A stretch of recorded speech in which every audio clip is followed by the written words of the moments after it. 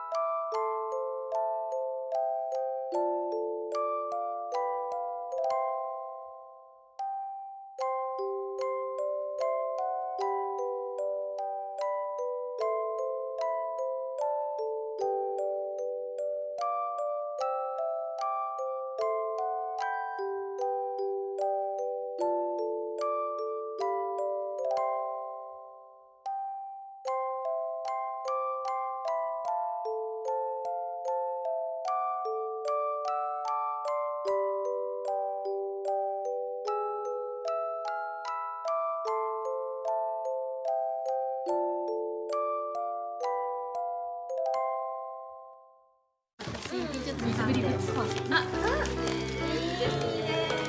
それ嬉しい。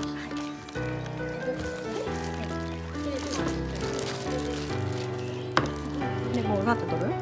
せーので取る？せーの。はい、近くにあったやつ。入れとって。あ、こっちでね。じゃあ開けましょうか。おー、すごいすごい。めっちゃ可愛い。喜んでもらえたらいいな。ゆみちゃんのこれなんなの？これってエプロン？あ、これは嬉しいわ。可愛い。めっちゃミラー？これ私手編みやで。すごい。可愛い。欲しかったこれ。可愛い。買おうと思ってた。私もこれ鏡が欲しい。鏡が欲しい。私もこれめっちゃ欲しいと思ってね。無駄に悩んでる。誰か買うと思って。自分が買ったのを見せつけた。